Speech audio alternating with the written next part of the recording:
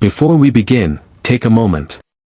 If you find this story interesting, leave a comment with the number 1 and subscribe to support me. But if it's not quite your style, comment with the number 2 so I can improve and do better next time. Your feedback is my greatest motivation. Julian and Lucy had been married for 10 years, but their marriage had grown stale.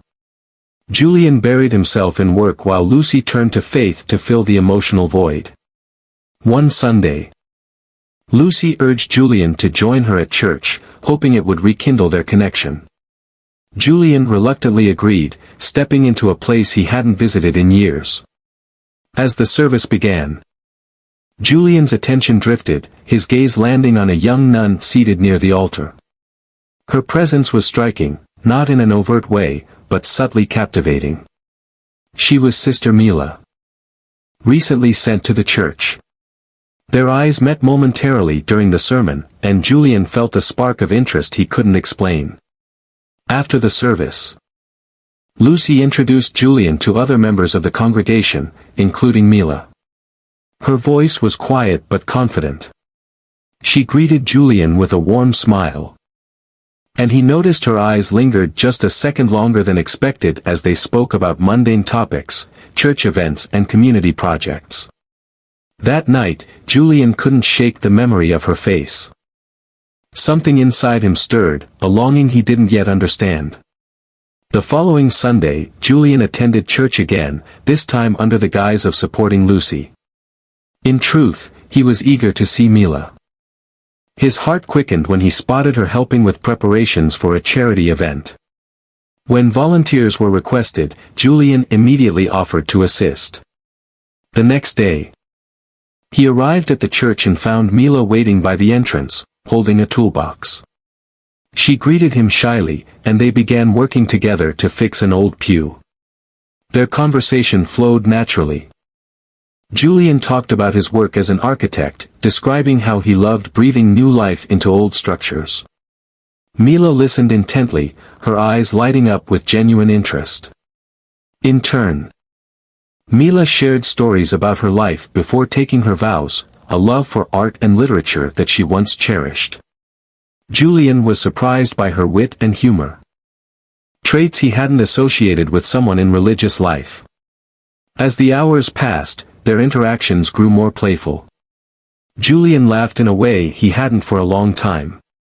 When the work was done, Julian left the church feeling lighter, but he couldn't ignore the growing fascination he felt for the young nun.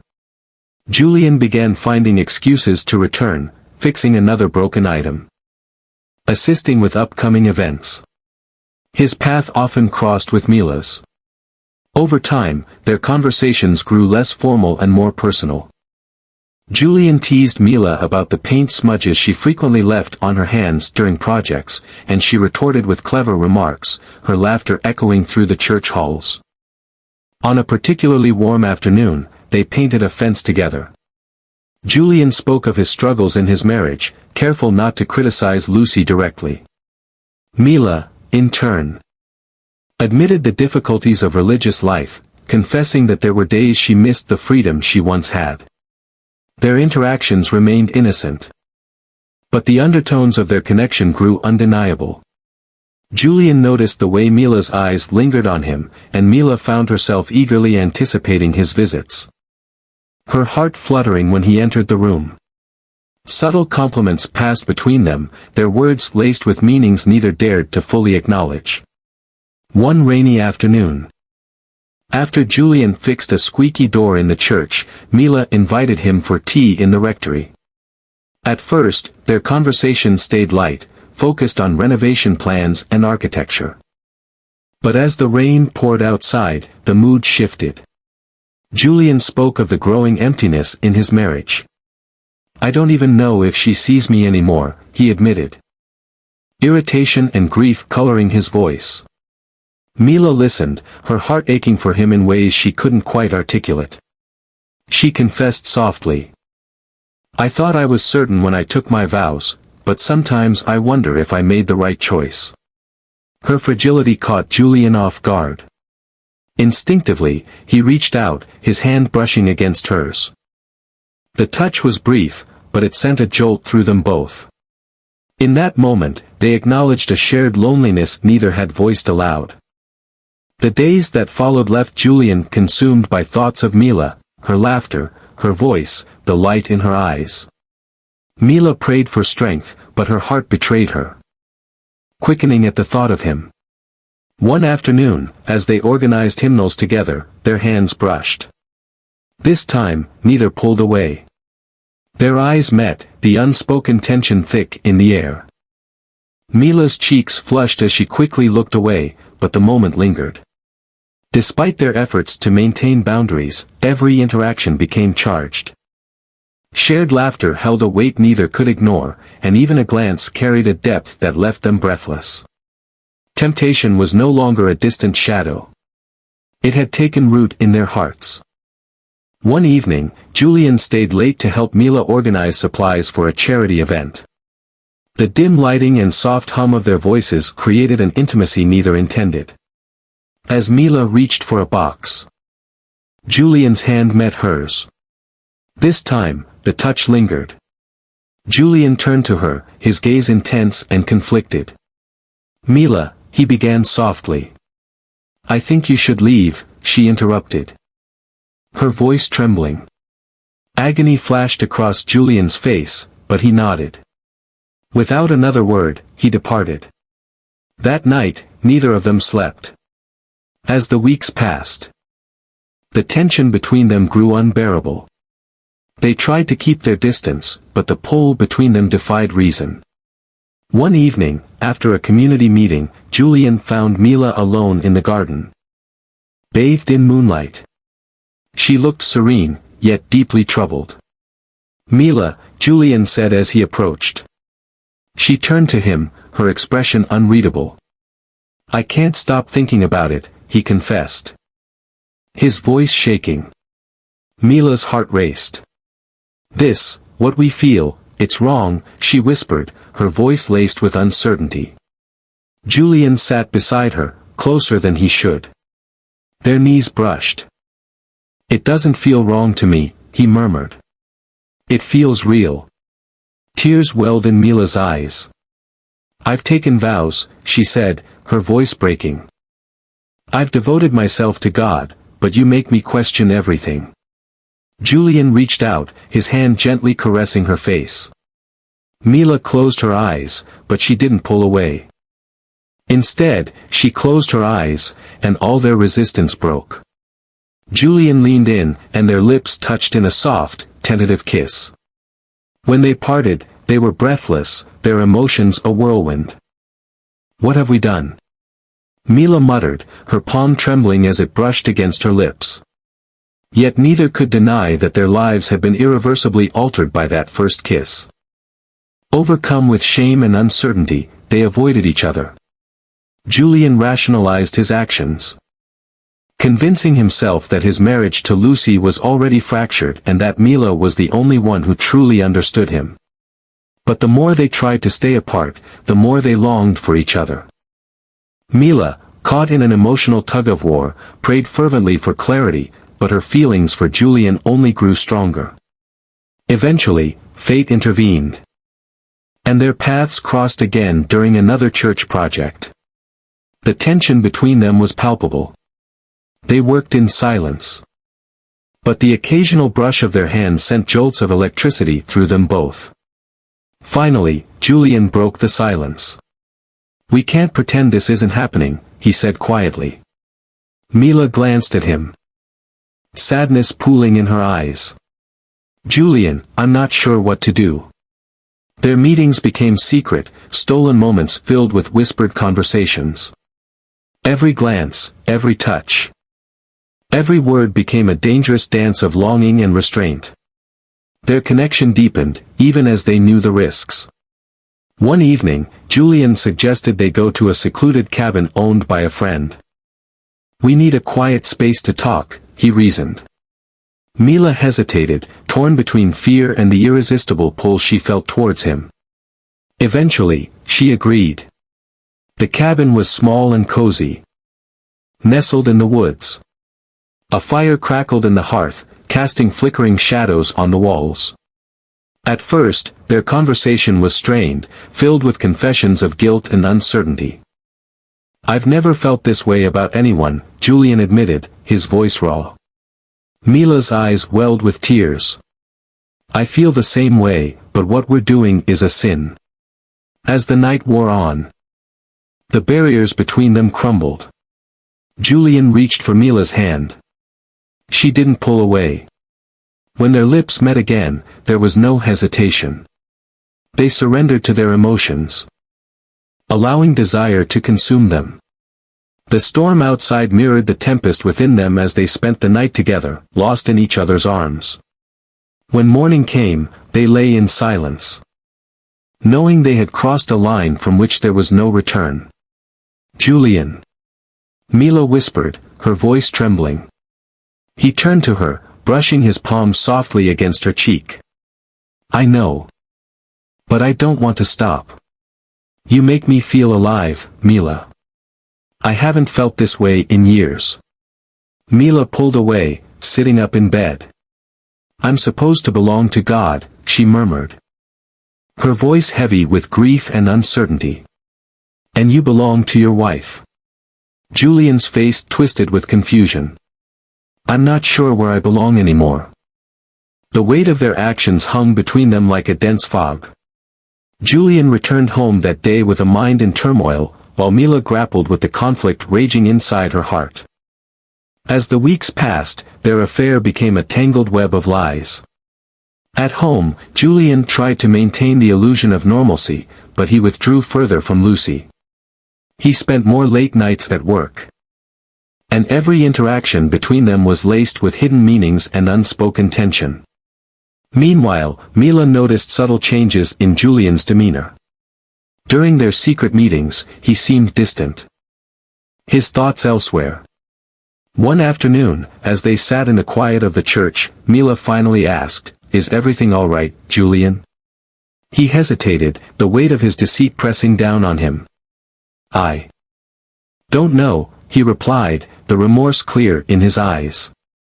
For the first time, Mila felt something she hadn't anticipated: jealousy. Was Julian beginning to withdraw? Was he growing bored of their affair? The thought of him preferring Lucy over her sparked an unfamiliar fire within Mila. Lucy's suspicions peaked when she followed Julian one evening after he claimed to be working late. Her heart pounded as she trailed him to the church. Watching from a distance, she saw him enter the building and knew with certainty that something was amiss. Later that night, Lucy confronted Julian. "I know where you've been," she said coldly, her voice steady but brimming with hurt. "Don't lie to me. I've seen the way you look at her." Julian opened his mouth to respond, but no words came. He realized the lies had gone too far. His affair with Mila was no longer a secret, and Lucy was no longer willing to pretend she didn't know. Meanwhile, Mila, unaware of the storm brewing at Julian's home, felt the weight of their affair pressing down on her. Guilt and fear of exposure gnawed at her.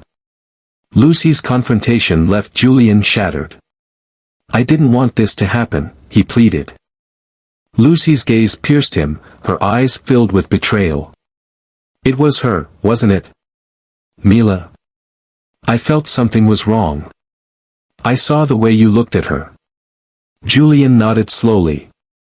"I never meant for it to happen, but it did. She is different. She knows me in a way that no one else does. I didn't intend to fall in love with her." Lucy moved back, her face paler. "After everything we've gone through, do you toss it all away for someone else?" The sadness in her words pierced Julian to the core, but he knew, too late, he had destroyed everything. In the meantime, Mila got a letter from the convent superiors. It was a summons to meet with the abbess. The affair was no longer a secret there, and Mila's world was beginning to unravel. Mila's meeting with the abbess was long and filled with shame. A stern woman, who had known Mila since her arrival at the convent, sat across from her with a disappointed expression. "You have violated your vows, Sister Mila," and your actions have betrayed the very foundation of your calling." Mila bowed her head, tears in her eyes. "I'm very sorry. I never intended for this to happen. I never intended to hurt anybody." The abbess exhaled heavily, her expression softening slightly. "You must understand that this is not just about you and Mark. This is about the trust you've broken, not only with the church, but with yourself. You've let worldly desires lead you astray." Mila felt the weight of her guilt pressing down on her. And yet part of her still yearned for Julian, for the love and connection she had found in his arms. But she knew that the path she had chosen would not allow for both. She had to choose between her faith and her love for him. She left the abbess's office that day with a broken heart and no clear way forward. The fallout from Julian's affair was swift and merciless. Word of his infidelity spread through the town, and his professional life took a hit. With clients and colleagues who once respected him now looking at him with disdain. His reputation as a respected architect was tarnished, and many distanced themselves from him. At home, the tension with Lucy reached a breaking point. She filed for divorce. "You've made your decision," she remarked coldly. "You've chosen her over us, over everything we built." Julian's world crumbled. He was now alone, without the support of his wife, his colleagues, or the life he had once known. He began questioning everything, his marriage, his choices. And most painfully, his love for Mila. Had it been worth it? Was this the life he wanted? But despite the destruction, Julian couldn't erase the feelings he still had for Mila. His heart ached for her, but he knew they could never go back to what was. Mila averted her gaze, her face pale and worn. "I know," she said, "but I've lost everything, my faith, my vows. My mission, all because of a moment of weakness." Julian stretched out to her, but she drew aside, hurt. "No," she responded gently. "We've crossed a line we can never come back from, Mark. We must let each other go." The finality of her words shattered him. "I cannot picture my life without you," he acknowledged, his voice breaking. Mila stood, her body trembling. "You need to find your way back to your life. I need to find mine." And she walked away from him, leaving Julian to face the consequences of his choices on his own. In the months that followed, both Julian and Mila struggled to rebuild. Julian attempted to reconnect with his estranged wife, but the damage had already been done. He spent time in therapy, trying to understand what had gone wrong in his marriage, and what he truly desired from life. But he couldn't shake the guilt he felt over his affair with Mila. She left the convent and moved to another city in search of a fresh start. She found work at a local bookstore, but the ache of her lost love haunted her. She prayed daily, asking for forgiveness. But deep down, she couldn't help but wonder if she would ever find peace. Their paths would never cross again, but both carried the weight of their choices. The affair had shattered their lives. But it had also given them a chance to reflect on their true desires, and the paths they needed to take. It was a painful journey toward redemption that neither could fully complete. But the lesson they both learned was clear: actions have consequences. In love, when it's not true, it can destroy everything in its wake. Time passed. And Julian slowly began to rebuild his career and life. Though the scars of his past never fully healed, he made amends with Lucy, though they never reconciled. She moved on, finding a new purpose. But Julian's heart still ached for the life they had once shared. Mila, too, found some peace in her new life, though the longing for Julian never left her. She lived quietly, working in her bookstore and attending church on Sundays. She prayed for forgiveness but had come to understand that some mistakes can never be fully erased.